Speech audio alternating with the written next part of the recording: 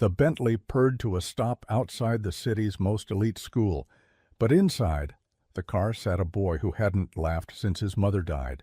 His billionaire father could move markets with a signature, yet couldn't move his son's silence. That morning, as polished children streamed through iron gates, the boy's eyes fixed not on classmates, but on a janitor pushing a squeaky cart. What happened next, one silly sound, one folded piece of paper, would break through grief, rewrite a father's heart, and change the fate of an entire school. The Bentley rolled to a silent halt beside the curb, and the city's morning chaos stumbled around it like water around a stone. Drivers laid on their horns, buses hissed. A construction crane groaned somewhere above the glass canyons of downtown. Inside the car, none of it reached the boy. He sat small and straight, his hands folded carefully on his lap the way he'd been taught by tutors and nannies and etiquette coaches, his dark hair combed too neatly, his uniform blazer pressed into sharp lines by a housekeeper whose name he never remembered. His eyes, gray like fog before rain, stared out at the wrought iron gate of St. Aldwyn Academy as though it were a fortress wall, and he, a soldier, told to charge whether he understood the battle or not. Across from him his father adjusted his cufflink and pretended not to watch, pretended not to breathe in time with his son's shallow breaths, pretended not to see how those small fingers dug crescents into the boy's own palms, releasing, digging again, a tiny private storm that never moved beyond his skin. Gabriel Vale had signed papers worth more than entire neighborhoods, had closed deals that shifted markets, and got presidents on planes in the middle of the night, had stared down men who owned islands and men who owned armies. He could price a company at a glance, read a balance sheet like music, smell fear, and turn it into leverage before anyone else smelled it too. The one thing he could not do, had not done, in 7 years and 11 months, was coax a laugh from the boy in front of him. "Matthew," Gabriel said, and then stopped. The car's interior was an expensive hush. He did not say "be brave" or "it will be fine" or "Daddy's got you," because he didn't talk like that and Matthew didn't respond to it anyway. He did not say "today's a big day" because every day was big when your life was a parade of curated excellence. He chose the thing he could offer, the currency he understood. "If anyone bothers you," he said lightly, almost bored, "you let me know their name." Matthew's eyes flicked to him and away, a bird measuring a shadow and deciding whether it was a hawk or a branch. He nodded once, a small mechanical movement like a switch being flipped, and reached for the door handle. But when his fingers touched chrome, they stopped again. The boy stared not at the school or at the gate or at the children, bright, noisy, confident, children who had been living in rooms with their families longer than Matthew had lived in any single house, but at a man pushing a gray barrel on wheels across the stone walk. The man's shirt was the color of a dry mop. His cart squeaked with each rotation, the sound oddly cheerful. He wore a faded baseball cap low on his brow and whistled something that could only generously be called a tune. And then he did a thing that should have been invisible to everyone, especially to a billionaire and his silent, careful son. He nudged the cart handle with his wrist. At the exact second the front wheel hit a hairline crack, gave it a little flourish as if he were twirling a dance partner, and the wheel hopped the crack without the squeal of protest that made teachers wince. It was nothing. It was everything. Matthew froze like a deer hearing snowfall. The cart moved on. The man, and his mop and his cap and his whistle, turned the corner toward the side door. Matthew's hand slid off the handle, his breath held. "Do you want me to walk you in?" Gabriel asked, and the words felt foreign. He didn't walk boys into schools. There were people for that, drivers, aides, a new assistant he'd hired with a background in child psychology and a smile that never reached her eyes. He had meetings and a board call and a quarterly review where 6 directors were going to try to push him into shaving 2,000 jobs he had no intention of shaving. But there was the boy who had not laughed since his mother died, who sometimes didn't speak for days even to the dog, who sometimes woke up with his fists curled like he had been fighting someone inside a dream, and had to finish the fight before he could sit up. Matthew nodded again, surprising them both. They stepped out. Warm exhaust breathed past their ankles. The security guard at St. Aldwyn's gate performed the small bow he saved for the Vale family. Children ran past with shoelaces untied, and expensive backpacks bouncing, and cheeks that didn't know what it cost to be a child like this. Gabriel kept pace with small steps he never took in any other part of his life. Matthew walked like someone learning to balance a glass of water on his head. He didn't look at the boys who already knew each other. He didn't look at the teacher with the clipboard. He didn't look at the field where a ball rolled and a boy shouted mine with the easy greed of the happy. He kept looking at the corner where the man with the cart had disappeared. Side entrance, Gabriel guessed, and Matthew startled, because he hadn't realized his father had noticed the same thing. Come on. They passed the cheerful posters the head of school had insisted stay hand-lettered to prove that even very wealthy children used markers and not just calligraphers. Around the corner the temperature dropped into the cool breath of shade. The side door was propped with a wedge of wood that looked like it had been made from a broken bat. There the man with the cap fished a key ring out of a pocket and flipped through keys with a magician's quick fingers. "Morning," he said without turning. His voice was the soft rough of 70 grit sandpaper. Then, without looking up, he pivoted and threw his mop handle in a long, silly arc that ended in a perfect catch behind his back. He turned to look at them as if he hadn't done anything at all. "You two lost or just avoiding the sign-in sheet like a couple of rebels?" Gabriel had been called a lot of things by a lot of men in a lot of rooms. Rebel was rarely delivered with affection. He looked down and saw Matthew's mouth open. Small, not yet a smile, but his lips parted like a window someone remembered to unlatch. It was enough to make the world tilt. "We're not lost," Gabriel said, which was only half true. "First day. I'm walking my son in." "Ah." The man's eyes softened. They were a clear, impossible blue, like winter sky the hour before a storm. Tough for some kids, good for some, both for most, no shame in both. The cart gave a protest squeak, as if to punctuate the thought. The man leaned down, put his mouth next to the wheel like it could understand, and whispered, "You hush now. We've got company." He straightened with mock solemnity, and the wheel obediently rolled without a sound. The smallest sound came from Matthew. A hiccup that was almost a laugh, but not yet brave enough to be one. Gabriel felt the moment hook something he had kept buried, like a vault beneath a floor no one knew existed. His lawyer brain catalogued the man, late 50s, maybe 60s, calluses on hands, knees that hesitated a second before climbing stairs, cap with a frayed logo from a minor league team, name stitched over his pocket in white cursive that had survived 100 washings. J. Cole, not the rapper, Gabriel thought absurdly, and then realized that this was a thing he would say to someone else to be funny, and he had no one to say it to. "I'm Jace," the man said, reading the look. But the patch company only had enough thread for 4 letters that day. "Come on, small fry," he told Matthew with a little salute. "Let me show you the secret elevator."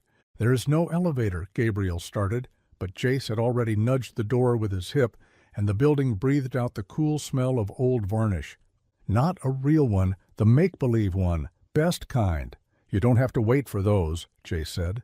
He stepped into the corridor and then did something that should not have been remarkable, and yet rearranged Gabriel's morning more than any market crash could have.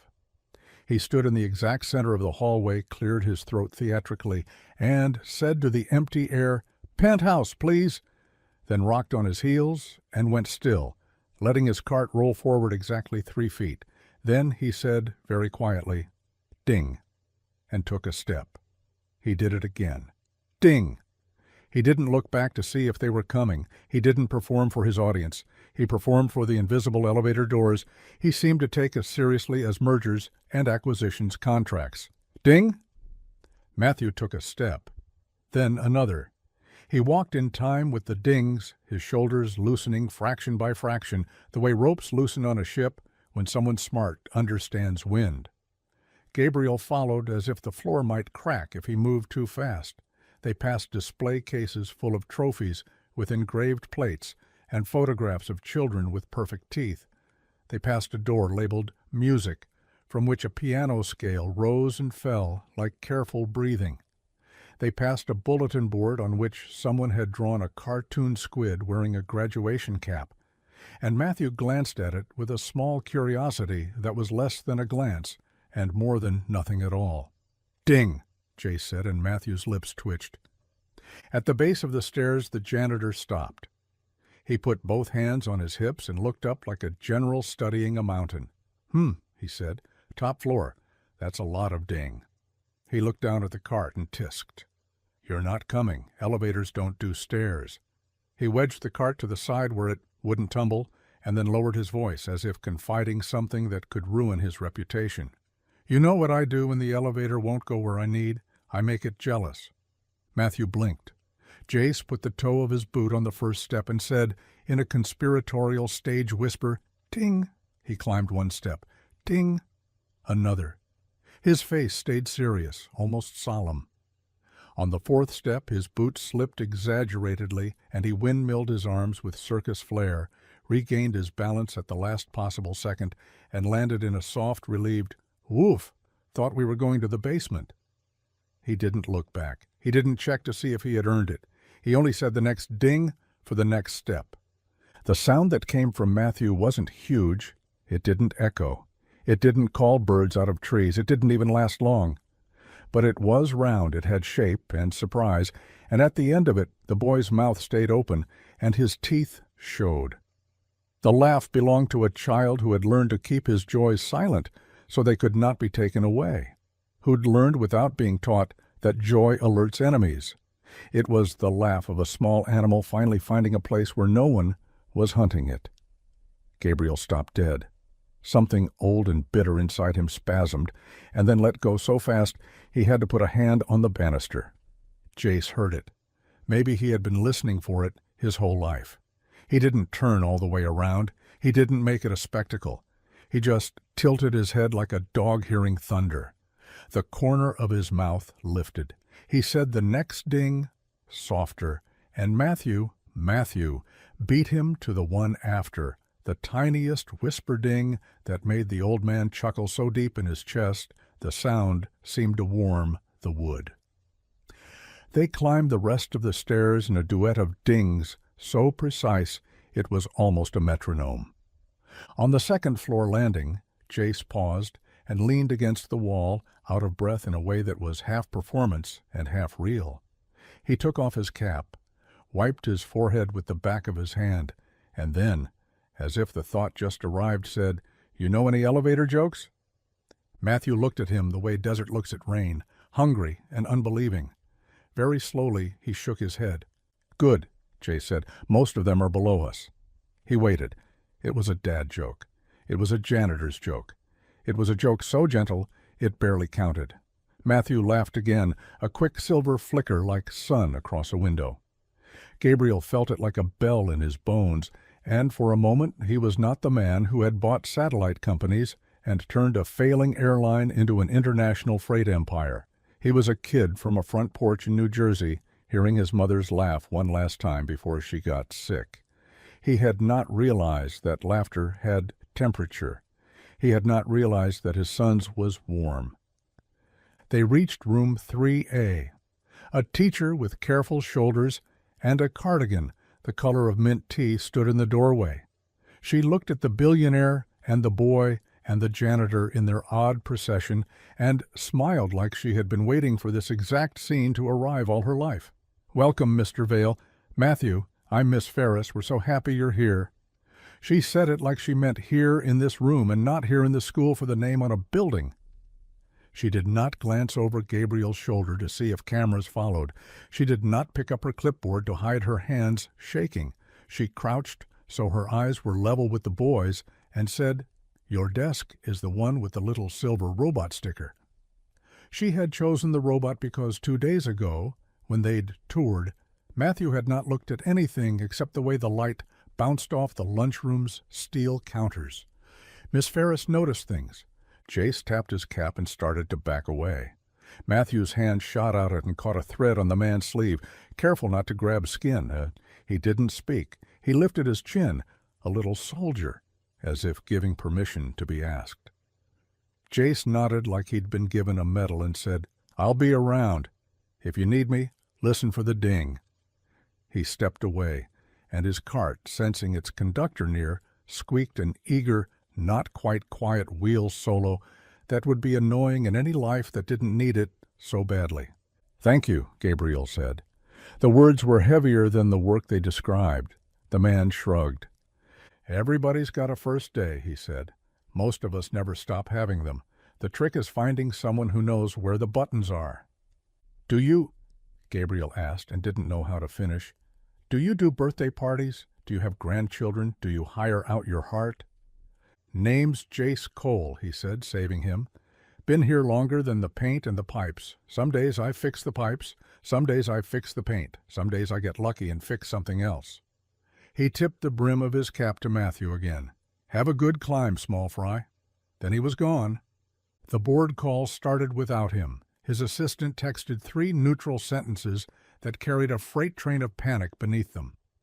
The CFO added a 4th sentence that contained an ultimatum he'd saved for a rainy day, and apparently decided that morning's unpredicted rain qualified.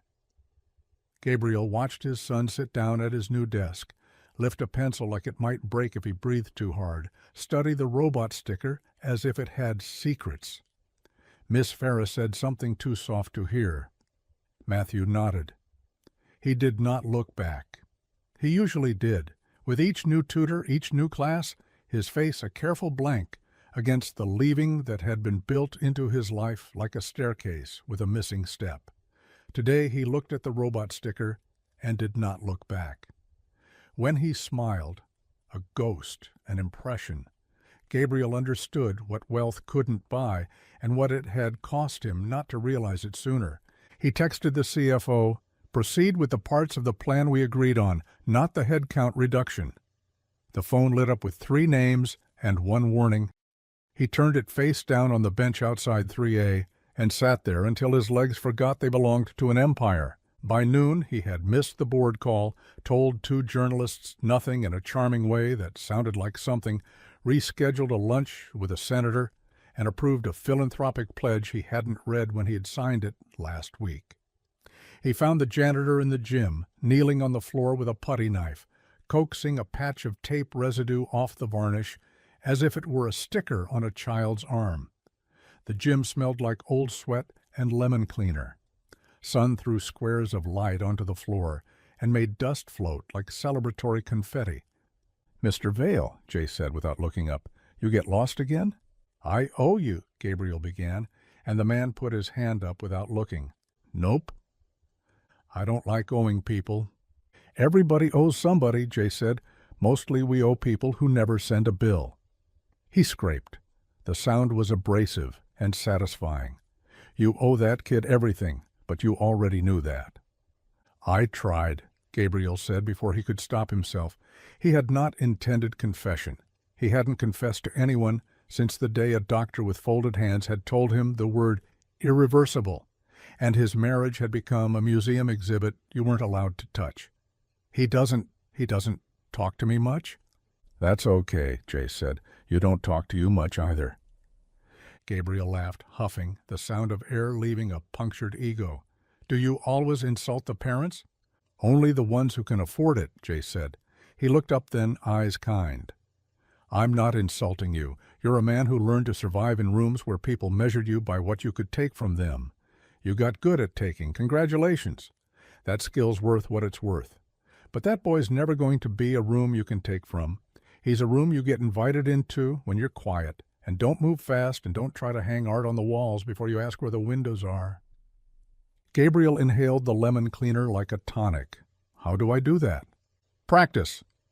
Jace glanced back down, then up again. "And sometimes mop the floor. Kids like you better if you do something without telling them how expensive the mop was." Gabriel nodded, unoffended. He had no room left for offense anyone could use against him. "How long have you worked here?" Jace shrugged. "Long enough to know which pipes not to touch with bare hands.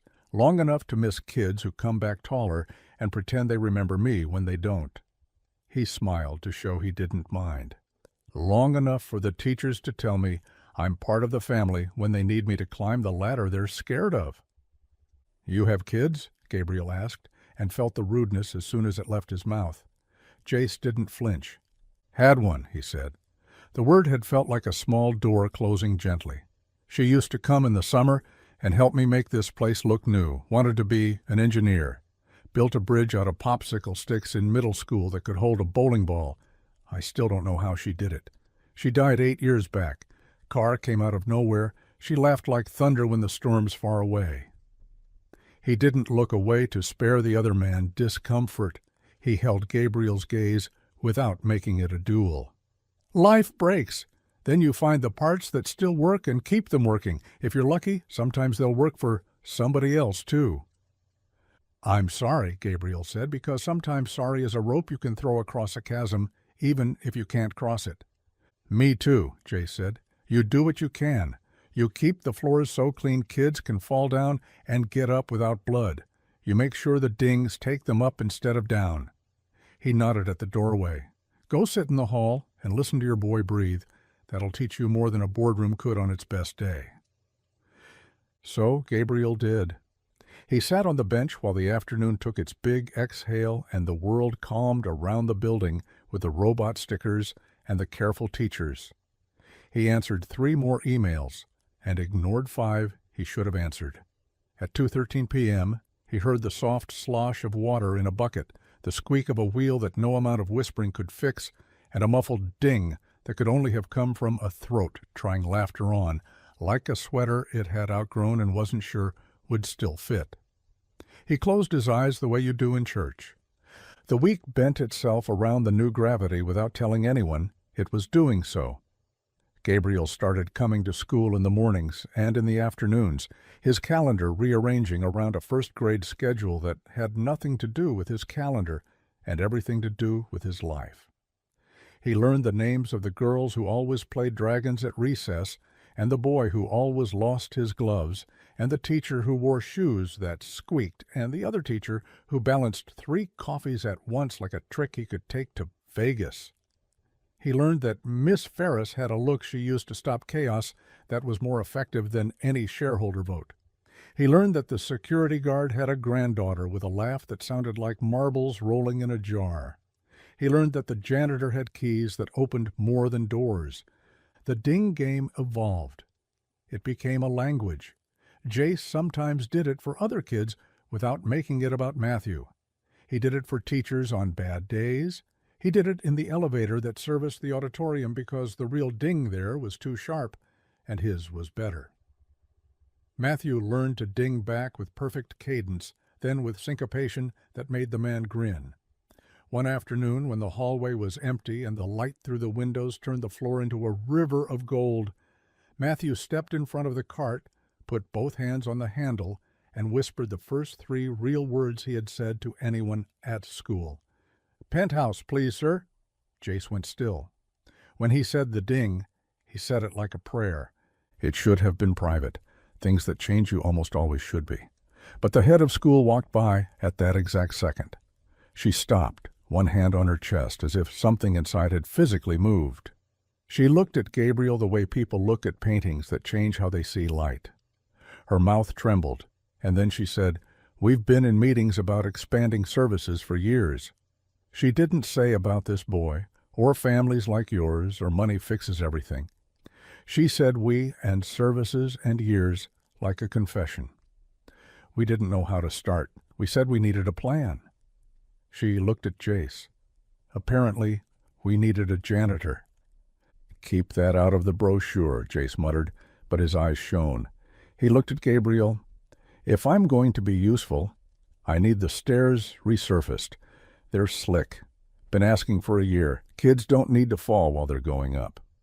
"Done," Gabriel said, because this was a problem he understood. Friction, traction, budgets. What else? Soundproof paneling for the music room, the little one near the library. Kids who don't like loud sometimes want to try notes in private first. Done. And a second desk in the art room that's lower. The stool goes down, but not enough for kids who like their feet on the floor to think properly. Done. And you, Jace's eyes softened at Matthew, need a tiny screwdriver so you can take apart things you're allowed to take apart and make them into other things that do something you want. He looked at Gabriel. You going to be okay with that? No, Gabriel said honestly, picturing screws and pieces and mess, but we'll do it anyway.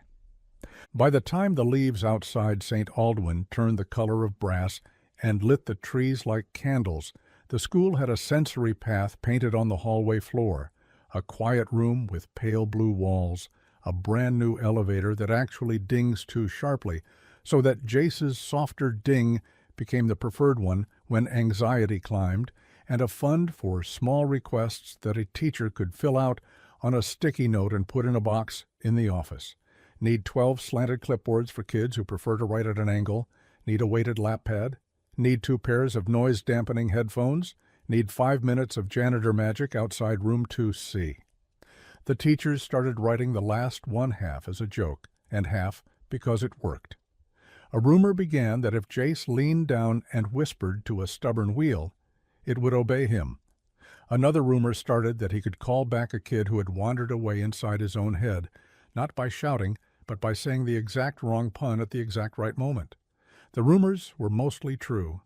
The news found its way out of the school eventually, as news does. One glossy magazine wanted to do a profile. Another wanted to name the fund after the Vale family. Gabriel said no to both without asking anyone else. He gave the money anyway and refused the naming rights. He had learned which rooms needed his name and which rooms needed his quiet.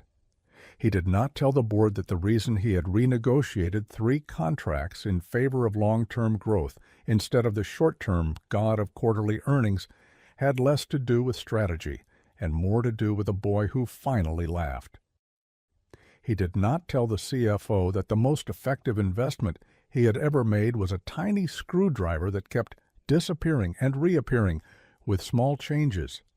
He did not tell the head of school that the first time his son said, "Dad," out loud that fall, he was holding a handful of screws and his hair was full of glitter, and he said it because he needed help building something too big to lift alone. He didn't tell anyone that Jace was the first person he called that night when the boy fell asleep with a screwdriver still clutched in his fist and a little smile that made Gabriel afraid to move. Winter came with the meanness only cities know. Wind that knifes between buildings, snow that turns to gray paste the second it touches a street, the absence of sun like a withheld apology. The private elevator in Vale Tower stalled twice in December, once with 6 executives inside who discussed leadership principles in the dark, as if it were a test they had been given. Gabriel stood in the lobby and stared at the elevators and thought about the stairs at school, about the sound of ding being more important than the movement itself. He ordered a staircase built in the tower's atrium where there had been a sculpture no one liked. People laughed. He told them he was serious. They stopped laughing and started walking, and he watched the way conversations changed when bodies climbed together instead of waiting separately for doors to open.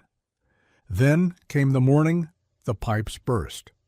A polar snap gripped the city, and a seam in the school's old bones gave with a sigh that sounded exactly like defeat.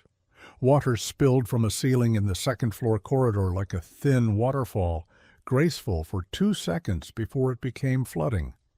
Children shouted. Teachers shouted the way people shout when they're trying not to shout, and the head of school said the one thing leaders say when they understand what leadership is for. She said, "Call Jace." He arrived at a run that made his knee buckle and kept going as if the knee were only a rumor. He shut the main valve with a wrench he carried like a weapon. He moved children with one voice and mops with another. He threw 3 industrial fans into place, yelled for towels, cursed the pipe by its first name, and banged the wall until a trickle became a drip, became a nothing. "Nobody walk here," he told the floor. Then he looked at the ceiling and squinted like a surgeon considering a tumor. Water had seeped under paint and into wood. Water had found ways down behind the walls and into classrooms that couldn't afford any more cold. "The whole line needs replacing," he told the head of school. "Emergency today."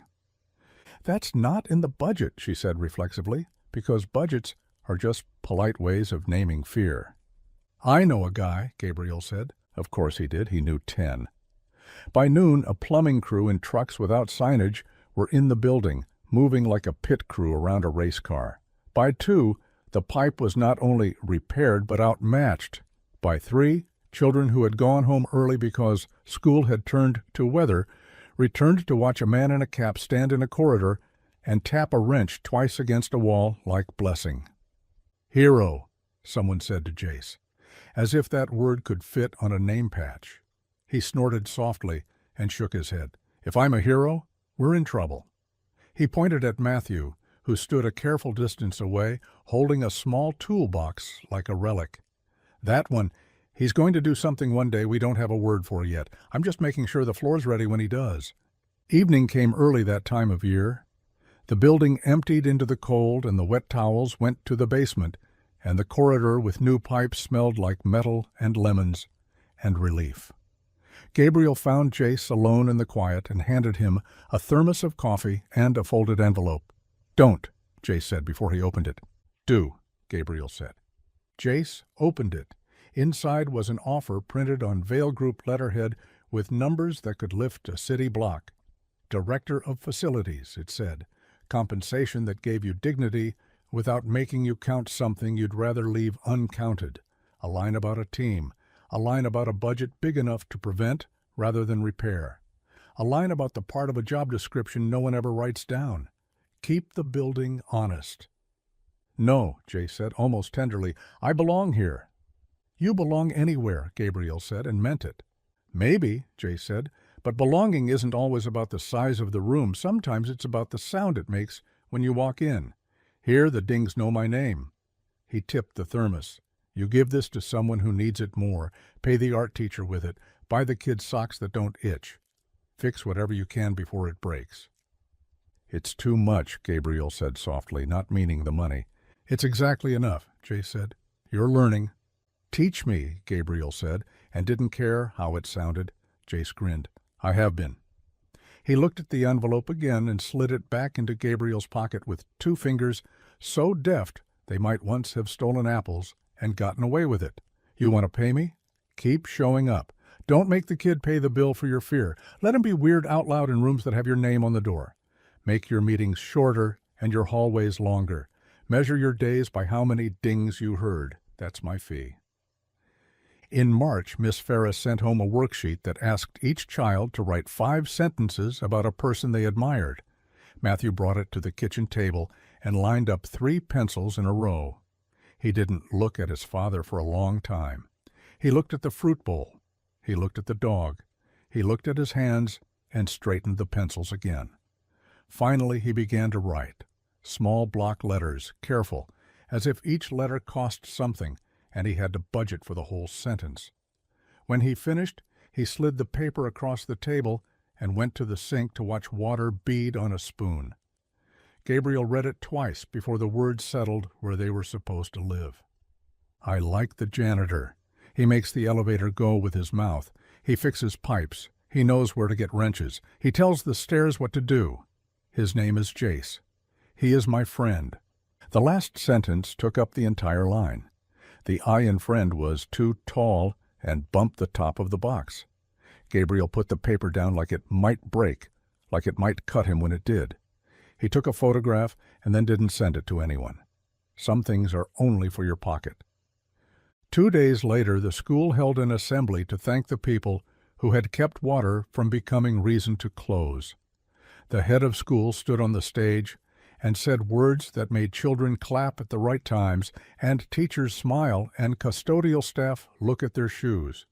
She called up a plumbing crew and a facilities manager, and then last, the man who taught us that the sound of getting to where you're going can be as important as the going itself. The gym erupted. Jace flushed pink under his cap and dragged a hand down his face like he wished it were a curtain. Children chanted ding with the rhythm of a drumline. He held the mic like a snake he would prefer not to touch. "I don't like speeches," he said, "so I'll say two things. First, look down when you walk, not to miss the world, but to not miss the step. Second, look up when you're scared. You'll find a person, probably a weird one. Ask them where the buttons are. That's it." He turned to leave, and then froze because a small boy in a blazer walked up the steps. He was not yet supposed to climb alone, and put his hand on the man's sleeve. Matthew looked out at the gym, then up at Jace, and the microphone caught his whisper, because quiet can be loud if the room wants it to be. "Ding," he said. The sound that came back wasn't a roar, it was better. It was 100 small dings from 100 small mouths, and one from an old man who laughed like thunder when the storm was far away. Gabriel stood in the back and didn't clap because his hands had remembered they were wrapped around something too fragile to risk. He looked at his son, and at the janitor, and at the teachers, and at the ceiling that had just been saved, and at the future that, for once, wasn't holding its breath. He thought of the ways he knew to change the world: purchase, power, pressure, PR. He thought of the ways the world actually changed: a whispered joke to a wheel, a silly sound at the right step, a man who decided that fixing floors so kids could fall without blood was as noble a mission as anything done with a bell at a stock exchange. He thought of his own father, a mechanic, with gentle hands, who had never met a billionaire and wouldn't have liked one if he had, who taught him to listen to engines, to hear the difference between healthy and not, to know when to turn something off and when to let it run. He had turned himself off for years. He was learning to let himself run. That night, in a kitchen that had never been loud enough, Matthew sat on a stool and dismantled a toaster with the care of a surgeon and the curiosity of a thief. He arranged the pieces into a pattern that made sense in a language adults forget. He held up a gear with grease in the teeth and said, "Dad?" It wasn't alarm. It was invitation. Gabriel moved slowly because he had learned the danger of stepping too fast into someone else's design. He took the gear. It was cold in his palm and heavy for its size. He thought of elevators and stairs and rooms and buttons. He thought of the morning next and the one after that, and all the ones that had names now because they had dings. "Penthouse, please," Matthew said without looking up, and laughed like something had just arrived exactly on time after years of delay. Jace would have said, "Ding." Gabriel did. He said it loud enough to count. Spring found them where they were always going to be, 3 people at the top of a staircase, pretending there was an elevator there. The school's new quiet room was finished and full of soft chairs and a blue rug that looked like water without the cold. The fund had a file drawer instead of a sticky note box, and the notes themselves had gotten bolder. Need a second janitor. Need a scholarship for kids who don't fit here by money but do by heart. Need less fluorescent and more sun. The head of school sent Gabriel an email with no adjectives. He respected her for it. Subject: proposal. Body. What if the most valuable person on campus isn't the one with the doctorate? He sent back, "It already is." The board voted unanimously to add a position called Student Experience Steward, and gave it to the man with the cap, who refused a raise, took the title, and accepted a second key ring that opened rooms no one knew they had. On a Wednesday, when the air smelled like rain but held itself back out of politeness, Gabriel and Matthew waited at the gate with the other parents, ordinary, in a line that made room without looking. Jace rolled by, cart singing its squeak, cap pulled low to hide the haircut he'd tried and didn't like. He looked at the boy, at the man, at the line of cars, at the sky making up its mind. "Penthouse?" he asked. "Always," Matthew said, and Gabriel understood how to measure progress, a word where there had only ever been nods. They took the stairs anyway. If there is a better sound than a father and a son and a janitor making an elevator happen with their mouths, if there is a better way to climb than to pretend you're already there and make the pretending true with practice, no one in that building had found it. In the end, there was no headline because the people who write headlines were busy with bigger, noisier things. There was a hallway. There was the soft slap of sneakers and the squeak of soles and the hiss of a mop. There was an old man with winter sky eyes and a cap he wore like armor, and a boy who laughed now when he wanted to, and a father who understood that the work of a life might be to learn the name of the sound your child needs. There was a ding said softly on the last step, and then a door, and then a room, with a robot sticker and a teacher who noticed everything. There was a hand on a sleeve when it mattered most. There was the too small, just right word friend, written in pencil on a line not big enough to hold what it meant. And there was the man who stopped the first time he heard it, not because he couldn't move, but because he finally could. Cassian Vale arrived at the iron gates of Brighton Academy at 7:03 a.m., 11 minutes earlier than the earliest parents were allowed to line up, because Cassian did not believe in arriving on time to anything that mattered. He believed in arriving before doors opened and in standing where thresholds started, the way a general stands at the edge of a battlefield, mapping every route, every weakness, every place a mistake could take root. The silver car idled, breath frosting out of its grill into the faint September fog. He could have brought the helicopter, but he had chosen the car on purpose. Helicopters announced distance. Cars implied proximity. He was trying proximity now. Inside the back seat, his son Milo sat with his knees drawn up, hands tucked inside the sleeves of a navy cardigan that matched the blazer laid over his lap. The blazer was part of the uniform Cassian had agreed to after 3 separate meetings about community cohesion and brand alignment. The cardigan was not part of the uniform. It was soft and old, and the only piece of clothing Milo reached for without being asked. "Ready, Bud?" Cassian asked, and pictured the word as something he was lowering carefully into the space between them, like a gift set on a table. Milo's eyes tracked the gates. He did not answer. He had not answered much of anything for months, and when he did, the words arrived like stones he had to lift one at a time. Mama, no, done. The therapists had a term for it, selective mutism, but in the silence of the townhouse where the piano waited for hands that no longer went to it, and the windows watched the river pass, Cassian called it by the smaller, truer term that lived under the professional one, scared. The guard waved them forward. The car floated under a canopy of sycamores, their pale bark peeling in strips like someone had wrapped and unwrapped them many times. Parents in cashmere hovered on the sidewalk, eyes bright and efficient, hands guiding small bodies. Cassian stepped out, and the air put its cool mouth on his cheeks. He adjusted his tie, even though no one would dare suggest that the CEO of Vale Systems needed adjusting.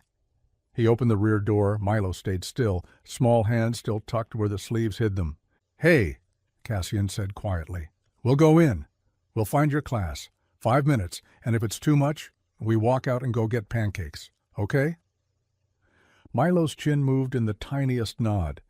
Cassian lifted the blazer, slid it on without trying to hurry him, and offered his hand. Some days Milo took it with a grip that felt like a bird finally trusting the ledge it perched on. Some days he didn't. Today he did not. Cassian did not flinch. He walked a step behind, a silent shadow, and if anyone thought it odd that a man who'd redesigned shipping lanes on 3 continents walked as if following a boy weighed more than commanding an empire, they were smart enough not to say so. Inside the lobby, polished floors threw their versions of everyone back upward, banners with Latin words pretended not to be requests for donations.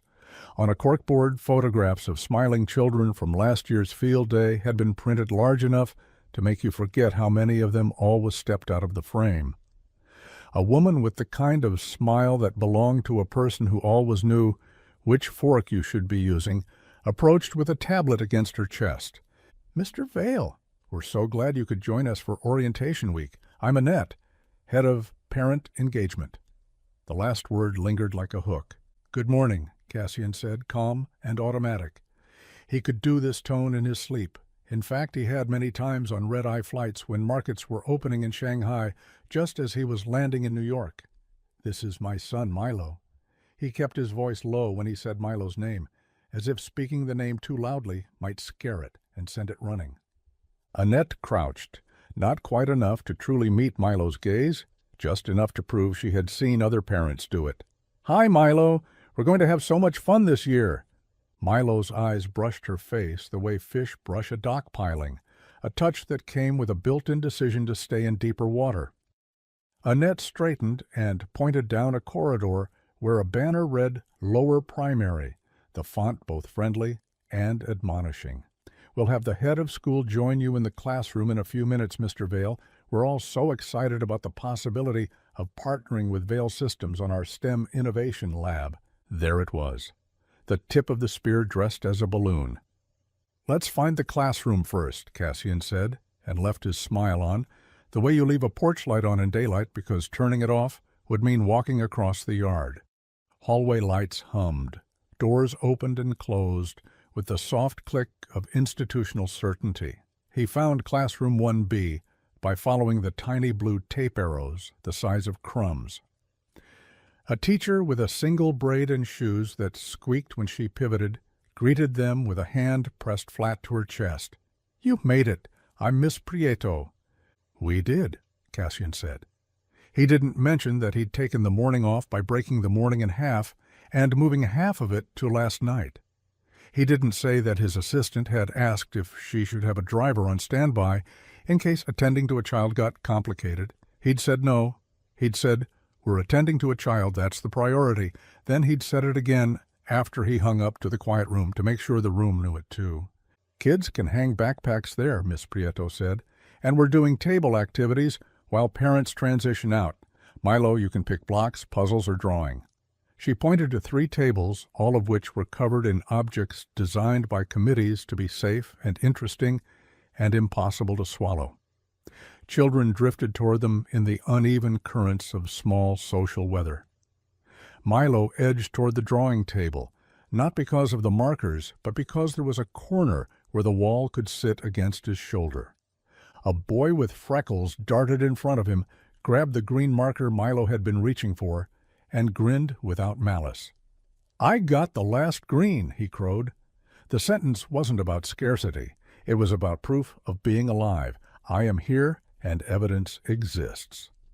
Milo's hand paused halfway to the cup. He didn't cry, he didn't scowl, he simply retreated to the next safest thing, the perimeter of the rug with the alphabet stitched around it. Cassian's body tilted toward him before his mind caught up, a tree bowing to wind. "You can stay for a bit, Mr. Vale," Miss Prieto said gently. "Sometimes a little consistency helps with transition." "I'll wait in the hall," he said. He had learned that you can love a child without standing over them like weather. He had learned that you can be near without being an event. He took his place in the hallway, leaned one shoulder into the paint just enough to feel the cool press. Mothers and fathers performed versions of the same little dance, their anxiety slipping out sideways in the forms of jokes about drop-off or questions about lunchboxes, the way fear often chooses a mask that makes it look like manners. Down the corridor, a man in navy work pants shoved a wheeled mop bucket that squeaked like a small trumpet. He moved with the economy of someone who had learned to be untouchable by moving in lines others forgot to map. The man, the janitor, paused and set the bucket brake. He glanced into the classroom the way you check the weather. His eyes went to the rug right away, to the small boy sitting at the perimeter with both hands clenched, in the strange prayer that small boys invent when they are holding themselves together with thread. The janitor's expression changed in a way that would have gone unnoticed if you weren't hungry for any flicker of recognition of your child in other people's faces. Cassian saw it. He saw the softness that was not pity. He saw the attention that was not curiosity.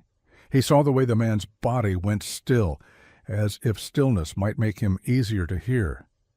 The janitor stepped back from the doorway, reached into the pocket of his work shirt, and drew out a sheet of paper that had already been folded many, many times.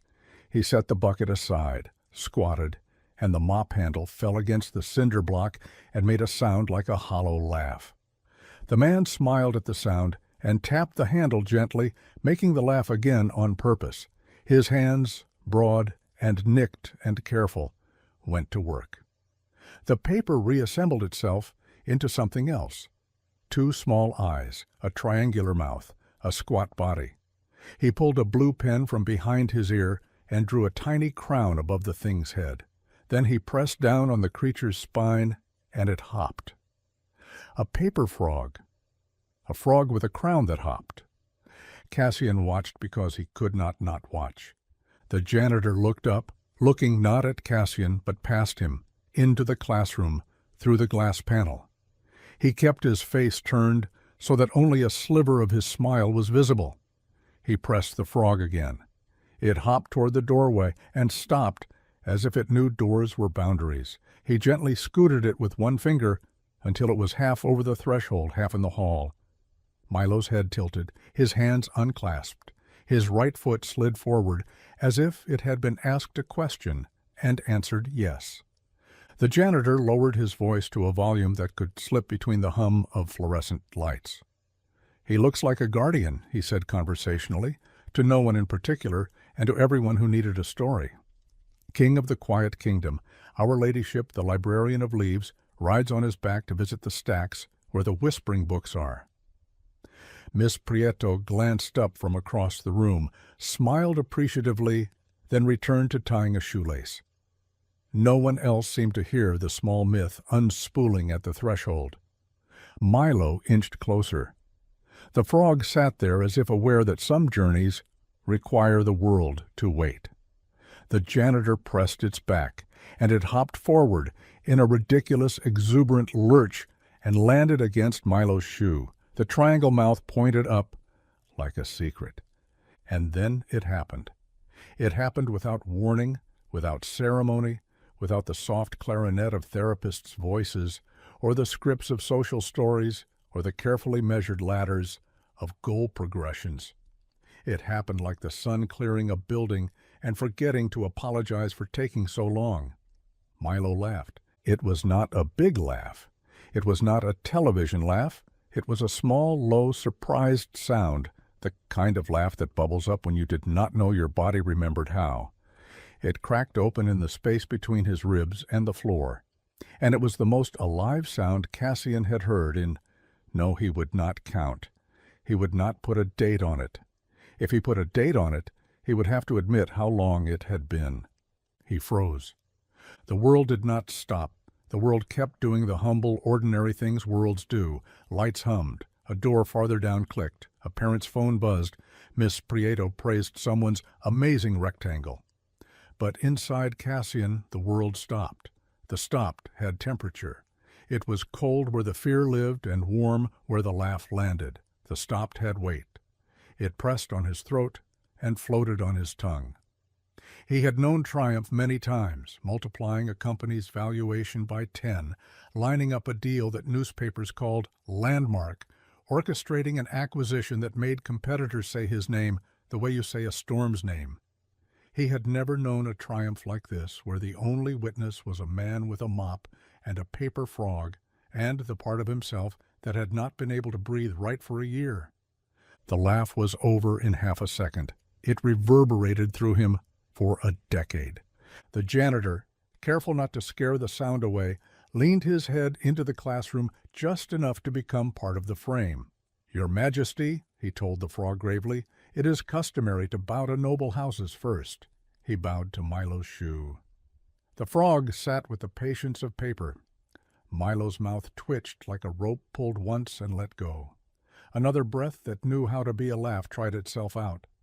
The janitor looked at Cassian then, not in surprise, not in apology, but in the uncomplicated way people look at other people when something good has happened near both of them, and no one knows what to do with all the extra air. The man's eyes were the color of tea that had been left to steep too long and somehow tasted better that way. His hair was gray at the temples, and his name tag said Alvarez in capital letters that looked less like letters and more like a sentence. "I am here, and I do work that counts." "Thank you," Cassian said. The thank you surfaced through the stopped like a diver coming up under a sheet of ice, finding the hole exactly where instinct said it would be. Mr. Alvarez nodded once, the way people nod when what you've offered them is both too small and exactly right. "He likes corners," he said softly. "Corners feel like walls doing their job." Cassian felt the sentence land the way stones land in riverbeds, finding their old, perfect places. "Yes," he said, "he does." "You know the frog trick?" Mr. Alvarez asked, holding out the paper in case the answer was yes. Cassian took it. He didn't know it. He knew 100 ways to make grown men in expensive suits do what he needed. He did not know how to make a paper frog jump into his son's laughter. "Show me," he said, a phrase he had not said to anyone in years. He had hired people to show other people. He had not asked to be shown. Mr. Alvarez leaned against the wall and waited for Cassian to fold, not because he was testing him, but because some things are learned where they are learned, or not at all. Cassian tried to replicate the creases. His hands, surgically precise when signing 9-figure contracts, were suddenly clumsy. He made a shape that looked like a frog if a frog had fallen through a story and landed as a kite. He pressed its back. It did not jump. It thought about it and then lay there. Mr. Alvarez didn't laugh. He didn't rescue the frog and miraculously make it work. He placed his own frog next to it, felt the creases with his fingers the way a piano teacher lets a student feel the shape of a chord, and said, "It's okay if the first one doesn't jump. The paper remembers when you try again." Cassian's throat tightened. He didn't know how to explain to a man he'd just met that there were rooms of his life where nothing had remembered when he tried again. He pressed the frog's back with the soft part of his thumb. It trembled. It jumped a little, like an idea that hadn't been invited but insisted on showing up anyway. Inside the classroom, the small world went on. Miss Prieto read a story about a mouse who needed to learn how to ask for help. The boy with the green marker drew a dragon that looked like a turnip and was absolutely a dragon. Milo's shoulders dropped by a fraction of a fraction. "I'm Cassian," he heard himself say, realizing only afterward that he hadn't introduced himself because for the first time in so long he had not led with his name in order to make a door open. He had led with "thank you," which had opened a door he did not know how to walk through yet. "Miguel," Mr. Alvarez said. He didn't offer a hand. He had a mop in one and a life in the other. "I'm around," he added, as if the word around could carry 3 decades of knowing which screws needed tightening and which children needed chairs that did not scrape too loudly. Orientation staggered forward. Annette reappeared with a head of school whose handshake felt like a donation form. Cassian nodded at the appropriate beats, watched the tiny muscles in Milo's jaw for tension, and kept the frog in his pocket like a talisman. When it was time for parents to leave, he knelt in the doorway to be the same height as Milo on the carpet. "I'll be back at pickup," he said. "You can keep the frog. He's on loan from Miguel." Milo's fingers closed around the frog's sides. His eyes darted to Mr. Alvarez and then swept away as if looking directly at a thing he needed made it too real. He pressed the frog's back once and let it hop onto Cassian's shoe by accident. A grin tried to exist and melted into something smaller and more powerful. Permission. "Love you, bud," Cassian said, and then left. Because leaving when you say you'll leave is one way you teach a child you can be trusted with the parts of him that still shake. Outside, the air felt like it had told the truth, and the truth had been kind. He walked to the car without any memory of moving his legs. He sat in the back seat, asked the driver to give him a minute, and stared at his hands as if they belonged to a man who had done something impossible. Maybe he had. Maybe he had allowed himself to stand in a place where he couldn't do anything and let somebody else do the thing that mattered most. Maybe that was what impossible looked like. His phone vibrated with a string of messages from people who believed the morning was for chasing numbers. He silenced it. Then he did something that very nearly knocked him back against the leather. He texted his assistant, Emmy. "Cancel the 11. Move the board prep to this afternoon. I'll be in late. Within 5 seconds. Are you sure? Yes, he typed. And then, because he had learned that certainty is not a tone you wield at people, but a gift you offer, he added, I'll call in at 2. Tell them I've got something more important this morning. He put the phone face down. He closed his eyes. Milo's laugh replayed, not as a sound now, but as a vacuum that had been filled. It reordered a map in his head. Places that had been gray lit up. Roads that had been barricaded lowered their arms. He found himself smiling in a way that made his cheekbones ache, and realized that smiling could be a kind of muscle memory too. The rest of the day tried to reassert itself. That was the nature of days. But at 1:50 p.m., when he put on his earpiece and softened his voice and became the man whose sentences could rearrange other men's calendars, he did so with a small square of paper on the desk beside his laptop. Every few minutes he touched it with one finger, the way you touch a photograph you're not yet ready to put into a frame. Pickup came too slowly and too fast. He took the car again, not the helicopter. He stood beside the gate with the other parents, and no one said out loud that he did not belong there because he belonged everywhere he chose to belong. Miss Prieto led the line of children out. Milo came third, holding not one frog, but 3. He taught me, Miss Prieto said in a conspiratorial stage whisper, as if she had stolen state secrets from the janitorial closet. I'm terrible at it, but it turns out the secret is to want the frog to jump but be okay if it doesn't. That sounds like excellent pedagogy, Cassian said, and meant it more than she could know. Milo's eyes found his like two magnets rolling on a table until the line between them disappeared. As they walked to the car, he reached up without looking and placed one of the frogs in Cassian's hand. They were the same size. A conversation without words unfurled itself between their fingers. That evening, after spaghetti that Milo ate in 2s, 2 bites, pause, 2 bites, after bath time that had learned to be a quiet ritual instead of a war, after pajamas that bore space rockets that would not be launched tonight, Cassian sat on the floor with him in the living room that suddenly seemed too large, as if the furniture had moved back of its own accord to watch them.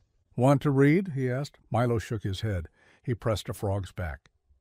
It hopped into a small, neat pile of other frogs. He grinned, then smoothed his face again, as if joy were a thing he wasn't sure he was allowed to do twice in one day. What about tomorrow? Cassian said. If we're early, maybe we can see Miguel. The name landed like a pebble in still water. Milo's shoulders twitched once, the way shoulders do when they're remembering how not to carry the sky. The next morning they were early. Not just Cassian early, military early. The gates were still locked. A groundskeeper pretended not to notice them, so that they could have the otherwise awkward moment of standing near a school gate in peace. When the gate moved, it did so like a breath taken after holding one too long. Mr. Alvarez was in the hallway, wiping away a patch of scuff marks where a backpack had chosen to express itself. He lifted 2 fingers in greeting. Without speaking, he flipped a clean index card into the air, caught it, and with 3 precise folds and a last deft flick of his thumb, made something that did not hop, but flew. A paper bird. It skated in a slow arc and landed on Milo's palm as if the palm had always been its runway. Milo laughed again, quicker now, younger. Mr. Alvarez smiled. Birds and frogs like the same ponds, he said, and kings of quiet countries can have many friends. Do you teach everyone this? Cassian asked. Mr. Alvarez shrugged. I try to notice what the room asks for. He tapped the cinder block wall gently. Walls talk if you listen. Cassian had spent his adulthood listening for things other men missed. Tremors in markets. The sound a tired executive's voice makes when he's about to say yes to a deal he should say no to. He had not listened to walls. He had not listened to rooms. Can I help? He asked, surprised to hear the words exit like they belonged to him. Mr. Alvarez looked at him, not suspicious, not impressed. Sure, he said. He handed him a rag. You can tell when scuffs will come off with water, he said, and you can tell when you have to be more patient. Cassian knelt and wiped a dark smear that had declared itself permanent. It came away easily. He felt ridiculous and holy. He made space on the wall where someone else's morning could happen tomorrow without being greeted by a mark that said someone else had been here and found it hard. He blinked and cleared his throat. He was not a man who cried in school hallways at 7:12 a.m. He was not a man who learned from walls. Except today, it seemed, he was precisely that man. When Principal Hastings spotted him an hour later, after drop-off, after Cassian had stayed long enough to pretend he was waiting for a phone call and ended up pacing in a circle like a pilgrim, she did what people in blazers do when they believe something is about to become an opportunity. "Mr. Vail," she said, "I hear Milo has had a lovely start. We're thrilled, and of course the lab—" "The lab can wait," Cassian said, and surprised himself by the softness in his tone. He glanced down the hall to where Mr. Alvarez was on a low ladder, replacing a cracked plastic lens on a fluorescent light. "I want to talk about something else first." Principal Hastings followed his gaze, then returned her smile to him, the smile that had toppled a dozen reluctant donors into the giving column. "Our support staff works very hard," she said carefully, as if the sentence had been prepared for another meeting and she was trying to see if it fit here. "Your support staff," Cassian said, "is why my son laughed for the first time in a year." There, he had said it, the date and all. Principal Hastings' mouth tightened at the corners, something between sympathy and calculation. "That's wonderful," she said, and he knew she meant it. He also knew she didn't know what to do with it in a spreadsheet. "Let's certainly make sure Mr. What's his last name?" "Alvarez," Cassian said, and let the name hang in the air until the conversation had to hinge on it or crumble. "Yes, Mr. Alvarez, of course. Let's make sure he feels appreciated." She gestured at a space in the lobby where a row of plaques lived like a polite army. "We could do an employee recognition." "No," Cassian said, not unkindly. "Appreciation is time. Appreciation is permission." He thought of Milo's small hand releasing the frog into his own larger palm. "If I help fund anything here this year," he continued, "I want to fund something that protects what made that moment possible. I don't care if there's a plaque. In fact, there cannot be one." She blinked. "What are you proposing?" "A room," he said, surprised as the word formed itself. "A room that belongs to quiet, with corners, with people who know how to fold paper and fix squeaks and keep the lights from buzzing and tell stories about frogs that wear crowns. A place where kids can learn to enter their day without being asked to do 5 impossible things before 8:30. He pointed down the hall toward nothing and everything. "And I want Miguel Alvarez to run it." The principal's smile faltered. "Mr. Alvarez is essential to our custodial operations," she said. It came out as if she had slipped on a word and was trying to pretend that sliding across the floor had been part of the dance all along. "Then give him more essential work," Cassian said. "You have 4 people who can mop a hallway. You have maybe 1 who can make my son laugh. That ratio feels backward." She inhaled the way administrators inhale when a new line item has arrived with its own advocate. "We would need to ensure proper credentials, of course, safeguarding, training." "Of course." He smiled because he meant it, and because this was how he had won 100 battles, not with force, but with patience that had a spine. "And we'll pay him accordingly. You can move him to a new title. Director of Transitions, Director of Thresholds." Principal Hastings tried not to look at the endowment wall and failed. "Let's discuss in more detail next week," she said, "after the gala." He waited. She would move it to after the gala because the gala was where she would weigh who stood where, who needed pleasing, and who could be traded for someone else's approval. He watched her and waited. He had a skill for waiting that made other people uncomfortable. He nodded finally. "After the gala," he said, "but I'll be in the hallway tomorrow at 7:10. That's our deadline for finding a name for the room." She laughed because he had made the sentence sound like a joke that wasn't a joke. "You don't do anything halfway, do you, Mr. Vail?" "I tried," he said, and thought about paper that remembered when you tried again. He visited the hallway every morning that week. He arrived early enough to help Mr. Alvarez carry in a box of filters. He learned the idiot ballet of changing them without dropping the metal frame or slicing his knuckles. He stood on the ladder once and handed the new filter back down, then climbed carefully to hand it back up when they discovered he had put it in backwards. He didn't swear. He considered that personal growth. "You don't have to do this," Mr. Alvarez said one morning when Cassian was circling a scuff that refused to yield. "You could send a bodyguard to wipe the floor and it'd be clean, and you could tell yourself the floor loves you." "I've done that for a long time," Cassian said, and sat back on his heels. "It turns out I do not want floors to love me. I want my kid to know I was here." Mr. Alvarez looked at him then, long enough for the look to be a conversation. "My daughter," he said, and stopped. He pressed his rag against the wall. "She's 30 now. We built kites, the kind with tails made from old shopping bags. I wasn't at her school a lot. Work, you know." He shrugged.